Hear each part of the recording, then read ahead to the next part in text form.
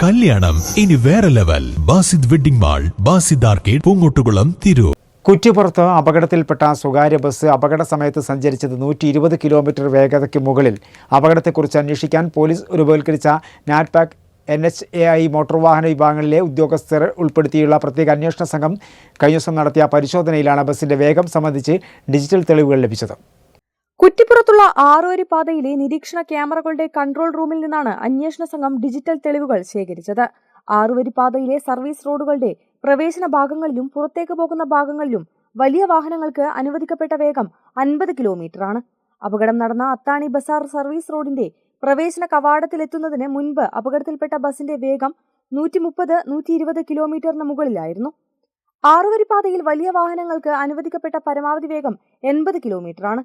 അമിത വേഗവും അപകടം നടക്കുന്ന സമയത്ത് മഴ പെയ്തതിനാൽ ബസിന്റെ ടയറും റോഡും തമ്മിൽ വേണ്ടത്ര ബന്ധിക്കപ്പെടാതിരുന്നതുമാണ് അപകട കാരണമെന്ന് അന്വേഷണ സംഘത്തിന്റെ പ്രാഥമിക വിലയിരുത്തൽ.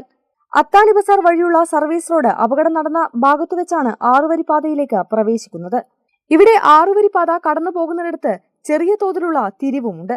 സർവീസ് റോഡിൽ നിന്ന് വേഗത്തിൽ വാഹനങ്ങൾ പ്രവേശിക്കുമ്പോഴോ ആറുവരി പാതയിലൂടെ വരുന്ന വാഹനങ്ങൾ അപകടത്തിൽപ്പെടാതിരിക്കാൻ പെട്ടെന്ന് ബ്രേക്ക് ചവിട്ടുന്നതും അപകടങ്ങൾക്ക് വഴിയൊരുക്കുന്നതായി സംഘം വിലയിരുത്തി. കുന്നംകുളത്തെ സ്വകാര്യ ആശുപത്രിയിൽ ചികിത്സയിൽ കഴിയുന്ന ബസ് ഡ്രൈവർ നിലവിൽ ചോദ്യം ചെയ്യാൻ പറ്റുന്ന ശാരീരികാവസ്ഥയിലല്ല. ഡ്രൈവറെ ചോദ്യം ചെയ്താൽ മാത്രമേ സംഭവത്തിന്റെ യഥാർത്ഥ ചിത്രം വ്യക്തമാകൂവെന്നും അപകടവുമായി ബന്ധപ്പെട്ട് മുഴുവൻ പരിശോധനകളും പൂർത്തിയാക്കിയ ശേഷമേ ട്രാൻസ്പോർട്ട് കമ്മീഷണർക്ക് അന്തിമ റിപ്പോർട്ട് സമർപ്പിക്കുകയുള്ളൂ എന്നും അന്വേഷണ സംഘം വ്യക്തമാക്കി. ആറുവരി പാതയിൽ വാഹനങ്ങളുടെ അമിത വേഗതയ്ക്ക് തടയിടാൻ നിരീക്ഷണ ക്യാമറ സംവിധാനം നടപ്പാക്കണമെന്ന് NHAI ഉദ്യോഗസ്ഥർ അന്വേഷണ സംഘത്തോട് ആവശ്യപ്പെട്ടു. കഴിഞ്ഞ ദിവസം മോട്ടോർ വാഹന വകുപ്പ് ഉദ്യോഗസ്ഥർ അപകടത്തിൽപ്പെട്ട ബസിന്റെ യന്ത്രങ്ങളുടെ പ്രവർത്തനം, ടയറുകളുടെ കാലപ്പഴക്കം എന്നിവ പരിശോധിച്ചിരുന്നു. മലപ്പുറം എൻഫോഴ്സ്മെന്റ് RTO യൂസഫ്, ജില്ലാ crime records bureau DYSP Sunil Pooshaji, quality engineer Tejas വാർ Reddy, licence officer PP Ashraf, NHTPSI scientist Sajeev എന്നിവരടങ്ങിയ സംഘമാണ് പരിശോധന നടത്തിയത്.